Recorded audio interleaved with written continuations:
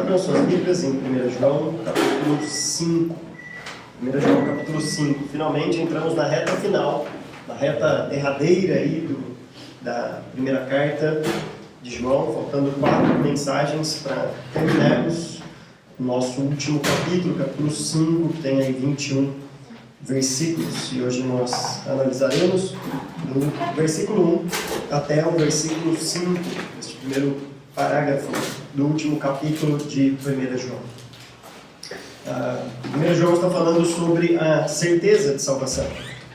Está mostrando para nós que podemos de fato ter muitos cafezinhos nas mãos de vocês, ter certeza da salvação. E ele fala muito sobre o amor. E é a última vez que ele vai falar sobre o amor na sua carta. É neste primeiro parágrafo do capítulo 5. É a última vez que ele tocará neste assunto do amor. E por que o amor é tão importante para João? Na sua exposição a respeito da certeza de salvação, daquilo que nós cremos e da convicção que podemos ter, do descanso que temos por de fato sermos salvos, e essa tranquilidade que nós temos, inclusive quando o nosso próprio coração nos condena, como ele já mostrou no capítulo 3, falando sobre o amor. Por que o amor é tão importante? Saiu um livro recentemente, pela Edições Vida Nova, do James Smith, talvez alguns tenham visto ou oportunidade de ler.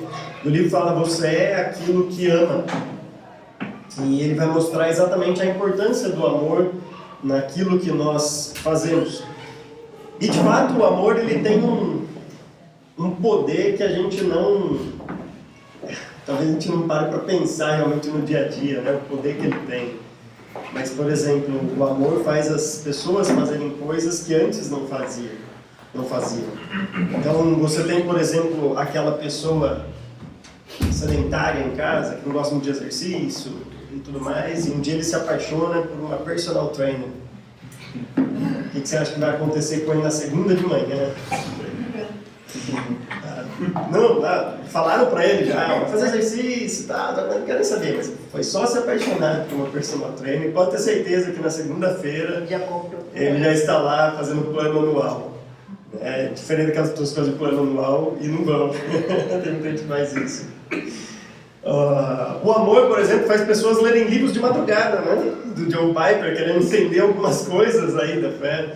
O amor, o Luiz não está aqui, eu vou falar dele. O amor faz até a gente aprender uma língua diferente, né? Se o Luiz depois assistir essa gravação, ele vai entender essa piada. Mas é uma piada minha do Luiz, vocês não vão entender. Mas Luiz, o amor faz a gente aprender línguas diferentes também, né? O amor faz isso com a gente. O amor faz uma corintiana mudar para São Paulino.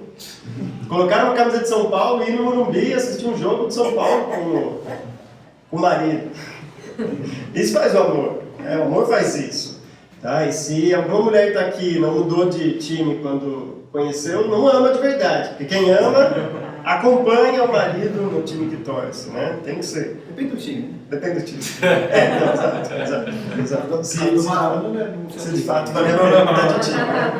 Se de fato vale a pena mudar de time. Mas o amor faz essas coisas. O amor nos move para fazer coisas que nós não faríamos.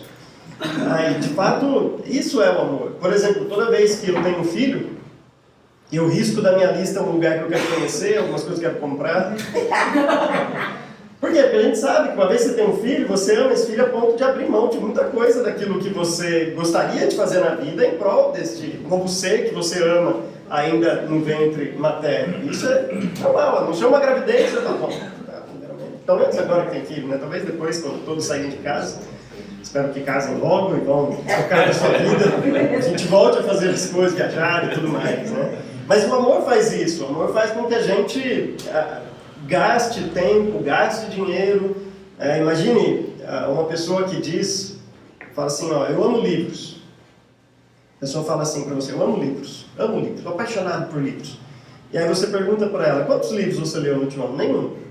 Mas eu amo livro. Mas quantos livros você tem na sua casa? Nenhum. Mas eu amo livro. Alguma coisa está estranha. Porque o amor à literatura, aos livros, faz com que ela gaste um dinheiro, invista. E como é difícil, né? Para aqueles que não têm hábito de ler no Kindle, e, cara, como é caro os livros no Brasil, né? Mas a gente tem que investir. Se você gosta de livro, se você ama a literatura, você vai investir. Então isso é normal, você vai investir tempo.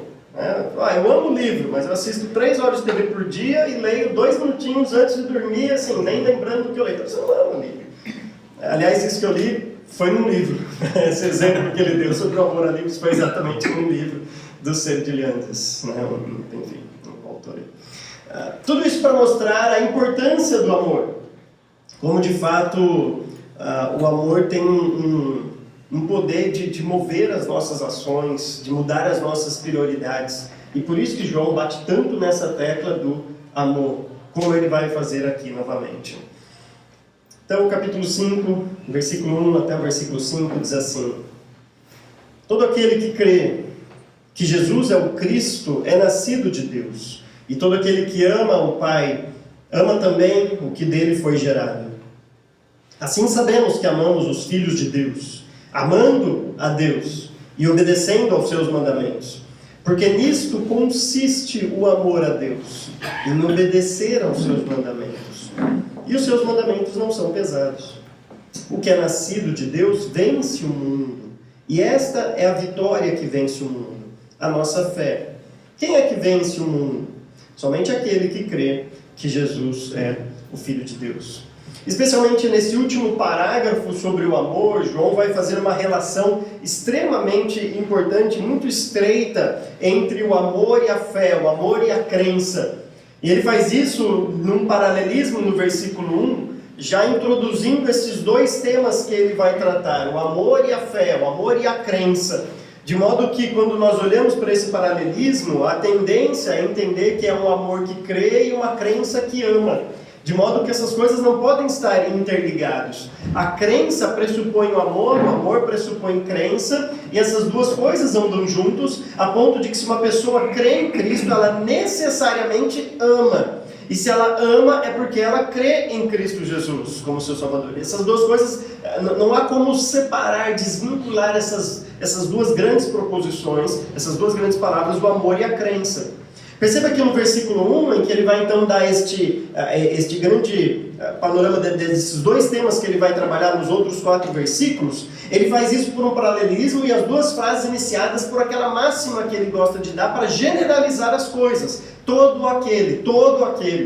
Ele faz várias vezes isso no livro, já prestou atenção mesmo nas mensagens, vai ver quantas vezes João fala todo aquele. Isso aqui quer dizer, está tudo no mesmo barco, você está de um lado ou do outro, não tem meio termo, é todo aquele.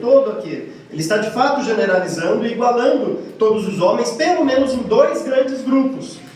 E aqui, falando a respeito daqueles que são salvos, obviamente, a primeira afirmação dele é: todo aquele que crê que Jesus é o Cristo é nascido de Deus. Perceba então que o grande foco desta primeira afirmação, o verbo é a crença. A segunda afirmação do paralelismo é: todo aquele que ama o Pai, ama também o que dele foi gerado. E nessa segunda afirmação, na segunda proposição, a grande palavra aqui é o amor. Então é essa crença da primeira afirmação com o amor da segunda, mas que elas estão de certa forma relacionadas. Não só pelo paralelismo, né, em que quando você tinha... João era um judeu, né, e um judeu gostava de paralelismos, assim, e eles usavam o paralelismo justamente para a gente fazer uma relação entre as 2 frases, algum tipo de comparação, de correlação, de significados, de intercâmbio de ideias nas 2 frases. Então você pode entender que todo aquele que crê é também todo aquele que ama. E todo aquele que é nascido de Deus ama o que é nascido de Deus também. Percebe essas relações que existem nessas 2 frases. E também pela própria repetição, que a NVI acabou com essa repetição aqui. A NVI é igual a minha professora de redação, que falava que em 5 linhas você não podia repetir nenhuma palavra, nem para cima nem para baixo. Então você tem uma linha, 5 linhas para cima, 5 para baixo, você não podia repetir nenhuma palavra. Então a NVI às vezes gosta assim. Só que daí perde aquelas palavras repetidas no grego propositadamente, em que o autor está repetindo assim para dar aquela ênfase. E por 3 vezes aqui, João, para amarrar bem essa ideia, ele usa a palavra que pode ser traduzido na voz ativa como aquele que gera, gerou, e na voz passiva aquele que é gerado, aquele que é nascido. Então João faz assim no versículo 1, todo aquele que crê que Jesus é o Cristo é nascido, gerado por Deus. E todo aquele que ama, e aqui na NVI está o pai, mas é o que gera, é aquele que gerou, é a mesma palavra, só que na voz ativa agora. Nós somos a voz passiva, nós somos gerados por Deus, e todo aquele que ama quem gera, que é o seu pai, né? Ama também o que dele foi gerado, é a mesma palavra nascido lá. Então a lógica de João é, se você é nascido de Deus, você vai amar obviamente seu pai. Há poucos dissimulados aí no mundo que odeiam seus pais, mas a grande normalidade das coisas é que um filho ame o pai, mas é muito mais comum filhos não se bicarem muito. Lembra quando a gente era tudo moleque? Parece que gostava de implicar com o outro, né? Parece que gostava assim de irritar o outro. Quem é irmão sabe, né? A gente cresce junto assim, parece que tem alegria nisso, né? Quem é filho único nunca passou por isso, né? E de certa forma isso é uma experiência interessante, né? Mas não sei o que acontece. Mas depois de adulto, eu converso com meus irmãos hoje, a gente é tão unido, tão amigo assim, parece que assim, o que a gente fazia quando era moleque? Era bobeira aquilo lá, né? Mas isso acontece. Agora, tem crente que ainda é criancinha na fé. Criancinha na fé vai irritar o outro, vai provocar o outro. Quem é adulto entende que agora assim, que é isso, né? A gente é tudo irmão. Então, você supera esta fase, porque agora você é um adulto na fé. Criancinha na fé ainda não. Então, na lógica de João, aquele que é nascido de Deus vai amar tanto o pai quanto os outros irmãos, aqueles que também são nascidos de Deus. Embora ele usa no singular, no final do versículo 1, o que dele foi gerado, esse o que dele foi gerado não é a pessoa de Jesus Cristo. Precisam ver no contexto que o que ele tem em mente aqui são os outros que foram gerados por Deus. Os irmãos em Cristo que nós temos. O que João está mostrando é que há uma relação de amor na família cristã, que se você olhar para as Escrituras, supera a relação familiar que nós temos com sangue. Porque talvez, mesmo que você seja o único da sua família salvo, talvez você vai ser o único da sua família que vai estar no céu. Mas você vai ter uma família ali sabe Olimpíadas? Você olha para Olimpíadas ali, você tem um monte de parente ali que vai estar com você no céu, de tudo quanto é país, né? De tudo quanto é, cheio de crente ali. Cheio de crente, vai ter uma família gigantesca, a ponto do próprio Jesus Cristo, quando chegaram para ele e falaram assim, aqui fora estão sua mãe, seus irmãos e suas irmãs, e ele fala assim, quem que é minha mãe? Quem que são meus irmãos? Quem que são minhas irmãs? Aqueles que fazem a vontade de meu Pai. Deus falou assim, há uma relação familiar que transcende a relação aqui dessa terra. E talvez nós estamos tão preocupados, né, com os vínculos de sangue, como a Bíblia também dá importância para isso, nós temos que dar importância para isso, para essa relação que temos com os nossos parentes aqui, mas esquecemos que a Bíblia ainda dá mais ênfase e mais importância para a família da fé. E João está mostrando esse amor que deve existir na família da fé. E isso é próprio daqueles que são nascidos de Deus. Há dois verbos no versículo 1 que são muito interessantes pelo tempo verbal que João escolhe aqui. O verbo crer e o verbo nascido. Aquele que crê e aquele que é nascido de Deus. E pelos tempos verbais, se um dia se você quiser aprender grego, eu vou ter um tremendo prazer de te ensinar. Pelos tempos verbais, o nascido tem prioridade sobre a crença. O que João está dizendo é que se alguém crê em Jesus Cristo, é porque ele foi nascido de Deus. Se ele pode crer em Cristo, é porque Deus de alguma maneira fez algum trabalho prévio já no coração desta pessoa. Esse trabalho começa lá na eternidade, onde Deus já o escolheu para fazer parte da sua família. Ele já é adotado na família de Deus, ele já teve essa capacitação, o que facilita muito para ele um dia crer em Cristo pela sua atuação do Espírito Santo. Então João está usando essa primeira frase, essas duas grandes frases, para nortear tudo que ele vai falar aqui. Todo aquele que crê que Jesus é o Cristo é nascido de Deus, e todo aquele que ama o Pai, ama também o que dele foi gerado.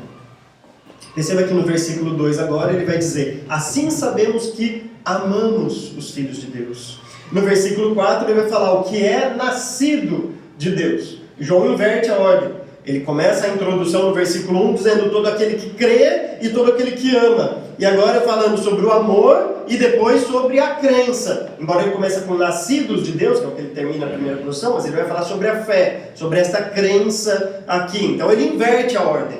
Todo aquele que crê, todo aquele que ama. Nós sabemos que amamos e nós sabemos que cremos. Sabemos que somos nascidos de Deus e essa fé que ele vai falar no final. Então, versículo 2 e 3 diz assim, que é sobre o amor. Assim sabemos que amamos os filhos de Deus, amando a Deus e obedecendo aos seus mandamentos. Porque nisto consiste o amor a Deus, em obedecer aos seus mandamentos. Depois, deu uma lida em João, e é impressionante como ele é ótimo em fazer isso, né?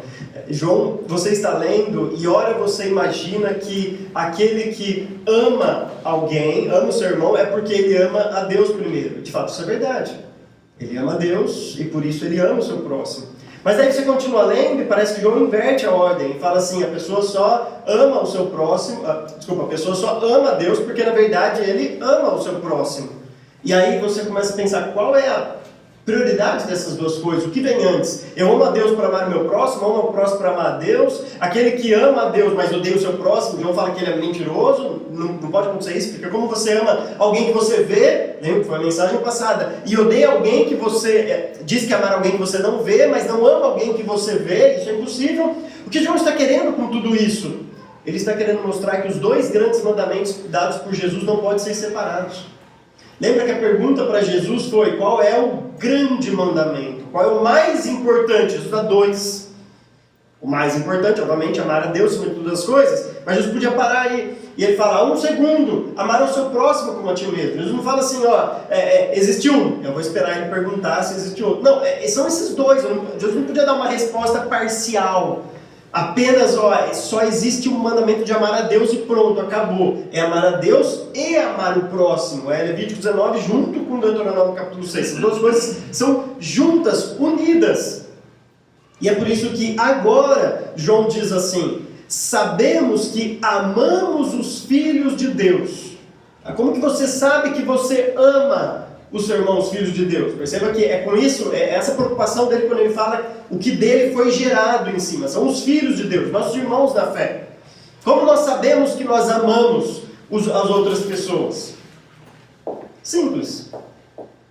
Amando a Deus. Quando eu amo a Deus, automaticamente eu vou amar o meu próximo. É impossível alguém, João já falou isso, amar a Deus sem demonstrar o amor horizontal. As duas coisas estão unidas. Aquele que diz, eu amo a Deus, mas fala mal do seu próximo, mas tem birra com o seu próximo, mas não quer o bem do seu próximo, mas não está disposto a ajudar o seu próximo, seu irmão na fé, não ama na verdade a Deus. A preocupação de João não é assim, não é que você não ama o próximo, você não ama primeiramente a Deus. Porque quando você ama a Deus, pode ter certeza, você vai amar o seu próximo também. Então como você sabe que ama o seu próximo? Amando a Deus. E o amor a Deus é a obediência aos mandamentos. João, nessa resposta que ele dá, assim sabemos que amamos os filhos de Deus. De duas maneiras, amando a Deus e obedecendo aos seus mandamentos. Porque amor é obediência, amar é obedecer. A gente fala isso para as nossas filhas direto, porque quando elas nos desobedecem, elas sempre vêm, né, todas aquela cara de cachorro, né, sem dor, abre outras pernas e perdão, eu amo tanto você. Eu falei, eu sei, filha, mas quem ama, obedece. Isso é amor, isso é bíblico, é o que a Bíblia fala. Então nós sabemos que amamos a Deus, porque o amor a Deus e a obediência a seus mandamentos são duas coisas interligadas. Isso é amar a Deus. Então muita gente pensa que amar a Deus é chorar, é ficar falando só, olha, eu amo a Deus, ou sei lá, levantar a mão, alguma coisa assim. Mas o amor a Deus é demonstrado na obediência aos mandamentos de Deus. O próprio versículo vai continuar e vai dizer, porque nisto consiste o amor a Deus. Eu estou falando, é assim que você pode definir o que é amar a Deus. Como você sabe se você ama a Deus? Em obedecer aos seus mandamentos. Isso é o amor a Deus. Então você pega todos os mandamentos na Bíblia. Por exemplo, sede hospitaleiros uns para com os outros. Rapaz, mas se eu for hospitaleiro, tem que gastar dinheiro, porque o povo come, viu? Come mesmo. Faz um café da manhã, né? Se o pessoal não come. Come mesmo. Sim. Isso é amor. Amor é você se sacrificar em prol do outro. Muitas vezes é você ter que comprar o dobro de tudo, porque vai alguém na sua casa comer. Se for a minha família, como? Vocês estão perdidos, né? Quando a gente vai na casa de alguém, se prepare. Se a sua preocupação é comer com a Aline, você não viu o Matias e as meninas comendo.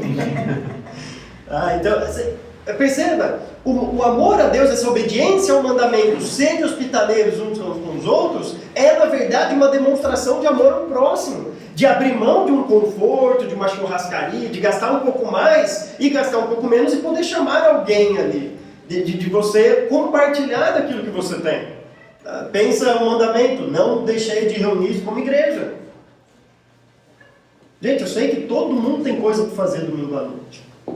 A gente sempre tem coisa para fazer. A gente nunca não tem nada para fazer. Até quando você não tem nada para fazer, é o seu tempo de descanso. Você sempre tem alguma coisa para fazer. E toda vez que você fala sim para alguma coisa, você está falando não para outra. Mesmo que seja para o seu sono, mesmo que seja para alguma coisa. Você sempre está trocando algo. A grande diferença é o amor a Deus. O amor a Deus vai fazer você obedecer os mandamentos. Agora alguém diz, mas eu amo a Deus. Mas não obedece os mandamentos. Amor a Deus é obediência aos mandamentos. Agora, é interessante que João termina com uma frase para nos lembrar de algo. Nos lembrar de algo. Ele diz assim, e os seus mandamentos não são pesados. Agora, isso é para os salvos. Para os salvos, os mandamentos de Deus não são pesados. Chamar alguém para comer na sua casa, para quem é salvo, gente, isso é tão bom. É tão legal. Para quem não é salvo, isso é muito bom. É muito gostoso. Vir no culto, para quem é salvo mesmo, você fica o domingo inteiro. Eu lembro quando, no final do ano passado, lembro disso, até hoje, essa cena não sai da minha cabeça. Sei lá, acho que em setembro, outubro, quando pudemos ter a primeira reunião aqui. E aí eu lembro que eu cheguei para minhas filhas e falei assim, meninas, vocês não vão acreditar. A gente vai poder ir na igreja. Elas deram pulos de assim, eu não acredito e tal, comemorando e tudo mais. Assim, essa é a reação de quem é salvo. Assim, eu posso, assim, eu quero lá, isso é o mandamento de Deus. E o mandamento é pesado, não é assim, nossa, uma noite, tem que colocar uma roupa, eita. Você tem que sair de casa às 7 da noite, voltar 9 horas da noite. Nossa. Quem pensa assim, se João tivesse de cara a cara com essa pessoa, fala assim, para você o mandamento é pesado. Isso é um problema. Porque para quem é salvo, o mandamento não é pesado, é bom de se obedecer. São coisas boas para a nossa vida. Aliás, nós ansiamos por obedecer esses mandamentos. Quem traz mandamentos que na verdade eram pesados, foi denunciado por Jesus. Jesus fala lá em Mateus capítulo 23, na maior lavada da história, né? Capítulo 23, né? Coitados fariseus, que eles ficam se esconder na terra depois desse capítulo 23. E Jesus já começa, tinha um amigo, né, um pastor que era da Letônia. E esse pastor da Letônia, né, as pessoas da Letônia, não sei se já teve a oportunidade de conversar com o Leto, mas eles são bem assim, rústicos, né? Se a gente pode dizer assim. E ele falava assim, vamos fazer um evangelismo aqui, mas a gente tem que chegar com os dois pés no peito desses crentes mesmo, vamos, sabe? É assim que Jesus chegou. Jesus chegou tipo um letão mesmo, um leto, tipo isso mesmo aqui para os fariseus. Ele fala assim, ó, versículo 1. Então Jesus disse à multidão e aos seus discípulos, os mestres da lei e os fariseus se assentam na cadeira de Moisés. Obedeçam-lhes e façam tudo o que lhe dizem, mas não façam o que eles fazem, pois não praticam o que pregam. Sem meias palavras, né? Eles atam fardos pesados e os colocam sobre os ombros dos homens, mas eles mesmos não são dispostos a levantar um só dedo para movê-los. Jesus está falando assim, esses são os fariseus, esses são aqueles que colocam regras além do que o próprio Jesus colocou. Porque tem muita gente que acha que cristianismo é sinônimo de uma liberdade plena, que você pode fazer o que você quiser na sua telha, pode fazer o que quiser. E de fato, isso pode até ser verdade, desde que você ame a Deus. Como Agostinho falava, ame a Deus e faça o que você quiser. Porque se você amar a Deus, o que você quiser fazer, conjugar certinho, o que você quiser fazer, é de fato aquilo que agrada a Deus. Então Jesus, ele nos dá um fardo também, ele não nos deixa sem fardo. Se você olhar para Mateus capítulo 11, ele fala: tomai sobre vós o meu jugo. Ele dá um jugo para nós carregarmos. O jugo era algo que nós que as pessoas, os bois, né, colocavam assim, 2 bois juntos, levando junto uma carroça. Quando Jesus fala: tomai sobre vós o meu jugo, ele está querendo dizer: compartilhe comigo isso que eu estou levando. É um chamado a um discipulado, a um caminhar junto. Tá? Porque o jugo era carregado por 2 bois. E não podia ser diferente, isso é um jugo desigual. Então, assim, tomai sobre vós o meu jugo, que eu já estou levando. Mas daí ele adverte para a gente lá, ou pelo menos nos conforta. O meu jugo é suave, é leve, é gostoso de carregar. Não é um jugo pesado. É pesado para quem não é salvo. O salvo tem 2 diferenças em relação ao não salvo, em relação a esse jugo. Primeiro é que a gente enxerga isso de maneira diferente. Por exemplo, para o descrente, você falar para ele assim: você não pode mentir, você tem que falar a verdade para o resto da sua vida. Ele fala assim: como assim? Como que eu vou conseguir uma promoção no meu trabalho se eu não mentir? Como que eu vou conseguir os atalhos se eu não contar uma mentirinha de vez em quando? Como que eu vou fazer as coisas? É algo pesado, é difícil, ele não quer fazer isso. Porque o objetivo dele não é amar Deus assim, das coisas. O objetivo dele é outra coisa. Talvez subir no trabalho, promoção, o nome dele ser engrandecido, outra coisa.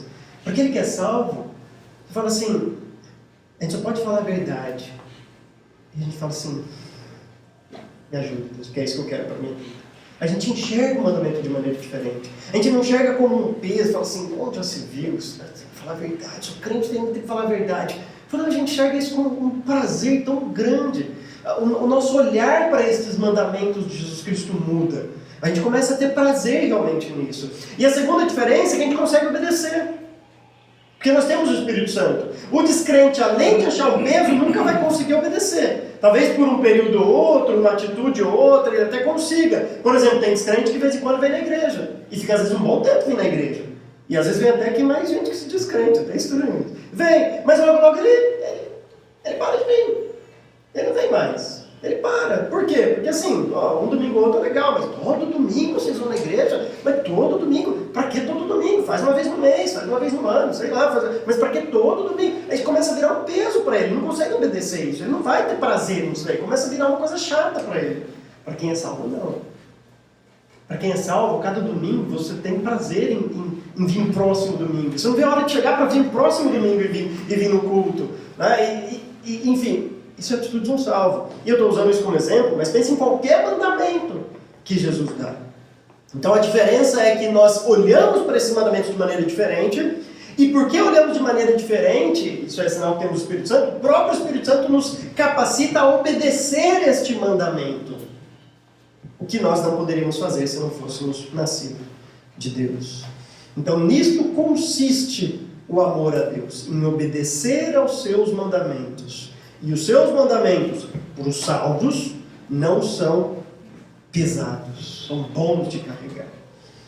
Se você depois der uma lida nos Evangelhos, passa aí uma leitura nos Evangelhos, dá uma lida nas cartas de Paulo, nas cartas gerais, e vai anotando todos os imperativos que tem na Bíblia. Todos os imperativos, tem muito imperativo. Tem muito. Por exemplo, tem imperativo assim: deem graças em todas as coisas, né? Sejam sempre agradecidos. Ofertem com generosidade, sede hospitaleiros, regozijai-vos sempre. Esses imperativos que tem, olha muito, tem tudo esse mandamento que nós temos para obedecer. E se o seu coração pulsar realmente por isso e falar assim: que coisa boa que é isso, olha, isso não é pesado, olha que bênção que é isso. Deus está dizendo: isso é um sinal, é uma segurança que nós temos de que nós somos salvos.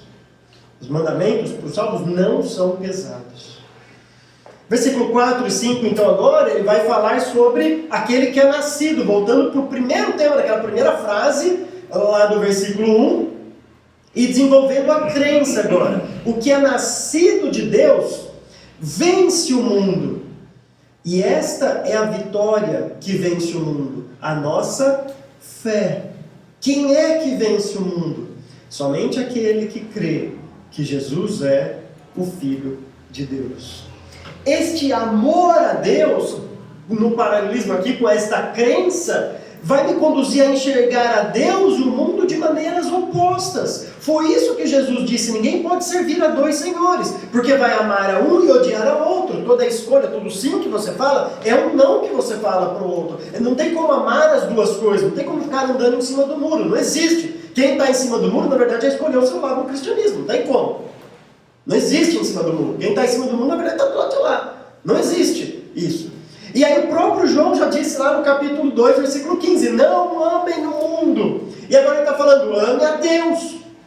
Então se você amar a Deus, você vai querer odiar o mundo. E odiando o mundo, você vence o mundo. Agora não pense que o oposto é verdade.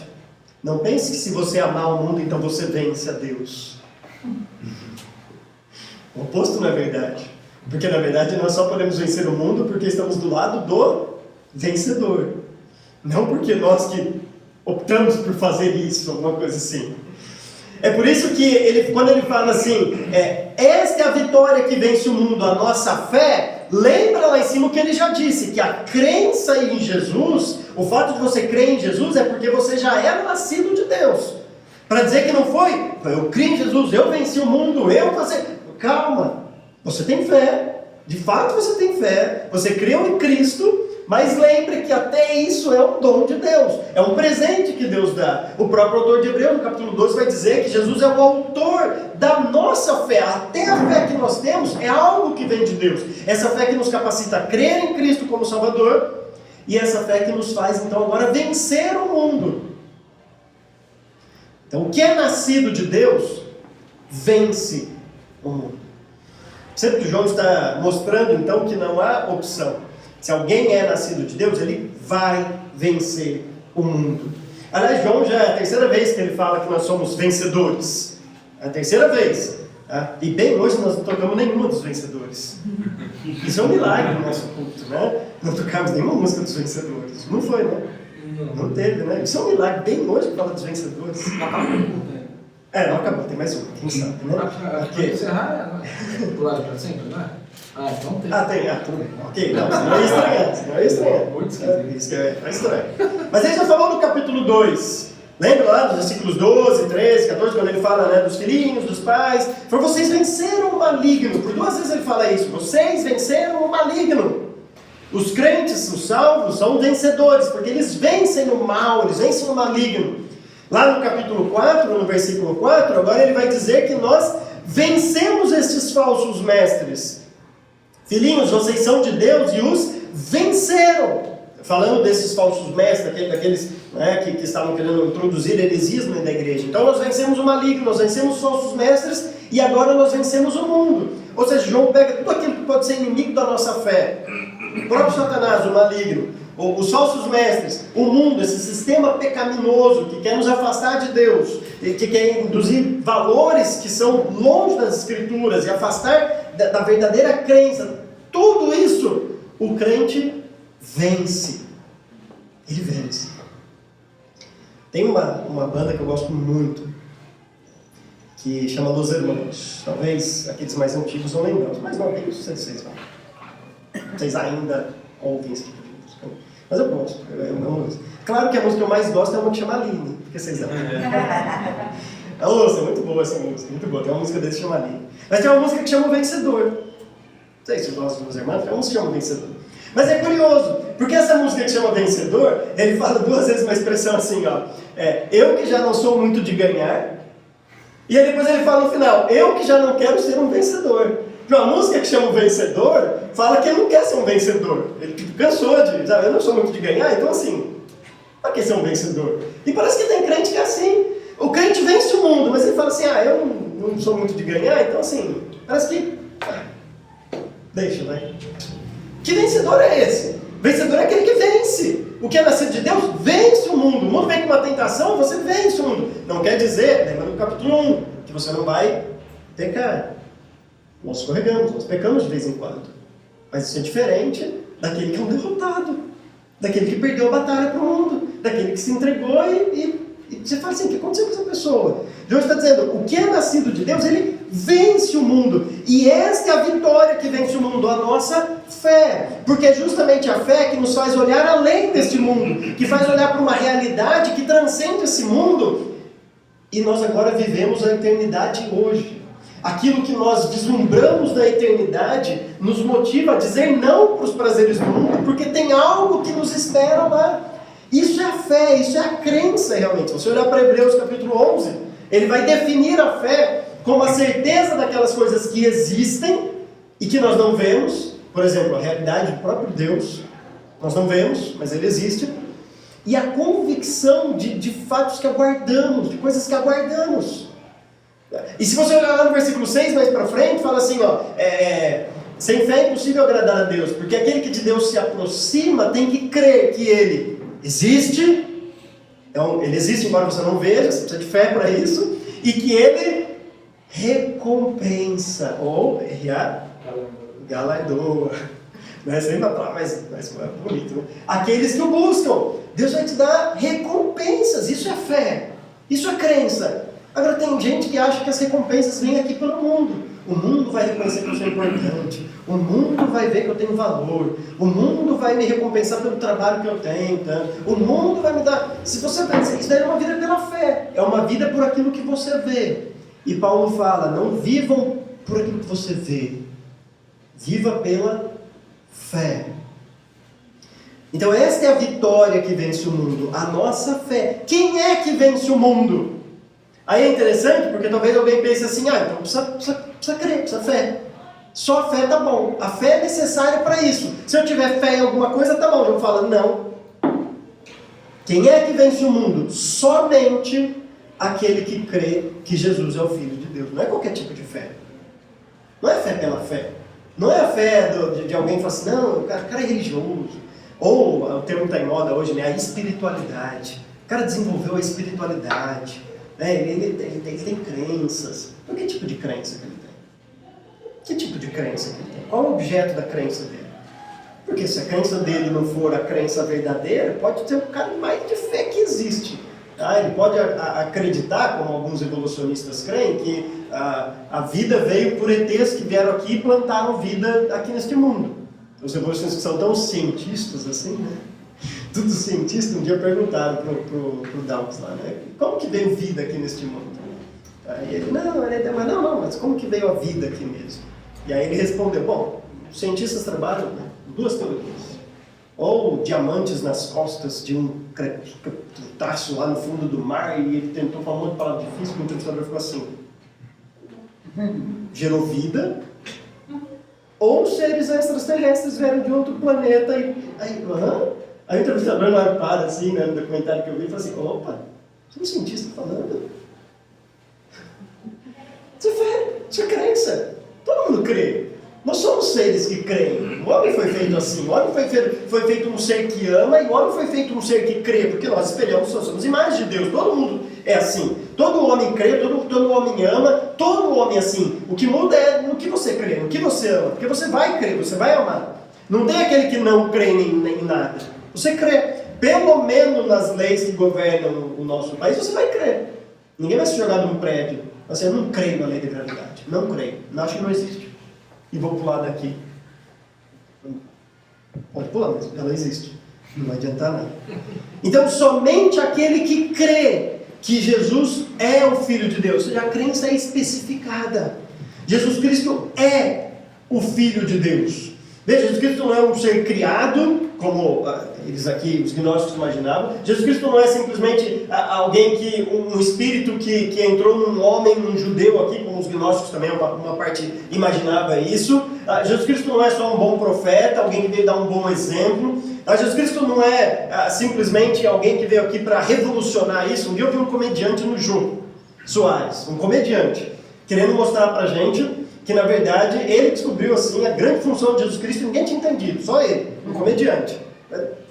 Eu não sabia se ele estava fazendo piada mesmo aí, ou se ele de fato estava falando sério, né? Mas o comediante falou assim, ninguém entendeu Jesus Cristo. Jesus Cristo era um black bloc, era um cara que veio aqui revolucionar o sistema, e tal. Eu falei, gente, tá fé. Isso é fé mesmo. Não é esse Jesus. Não Jesus. revolucionário, black. Não é isso. Jesus não veio fazer isso. Jesus veio provar que ele era o Filho de Deus e desempenhar essa função de Filho de Deus. O Filho único, gerado por Deus, de morrer na cruz para perdoar os nossos pecados. Essa foi a grande missão de Jesus Cristo. Essa é a crença que vence o mundo.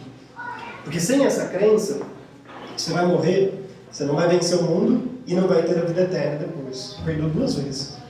Com essa crença, você vence o mundo. E talvez vencer o mundo possa até ser, aos olhos do mundo, uma derrota para você. Pode até ser. Pode ser, por exemplo, quando um crente perseguido morre cedo, talvez o mundo fale assim, coitado, perdeu a vida. Tadinho, podia ser alguém importante na vida. Eu lembro que quando eu decidi largar a minha profissão, e a Aline também a dela, para servimos a Deus em tempo integral, a gente ouviu muito isso de crente. Então assim, mas você podia ser assim, alguém tão importante, um arquiteto de sucesso e tudo mais. Não tem problema se você for alguém famoso no seu trabalho, se Deus proporcionar isso, fica tranquilo, glória a Deus por isso. Mas isso não é o objetivo da nossa vida, isso é consequência, isso pode acontecer, mas não é o objetivo. Agora tem gente, inclusive muitos pastores, que buscam a glória aqui neste mundo, que parece que enquanto não for famoso, enquanto for reconhecido aqui nesse mundo e todo mundo conhecer, o que você está buscando nesse mundo? O que você quer aqui? Onde está a sua recompensa? A fé que vence o mundo é a fé no Filho de Deus, que nos mostra que perder a sua vida aqui, ser crucificado, na verdade é agradar o Pai, é ganhar a sua vida. Esse é o grande paradoxo do cristianismo. Como Jim Elliot, aquele missionário tão belamente descreveu, não é tolo aquele que dá o que não pode guardar para ganhar aquilo que não pode perder. Você não vai ser tolo se você dá aquilo que você não pode guardar. De outro, sua vida, você vai perder a sua vida. Você não tem segurança na sua vida.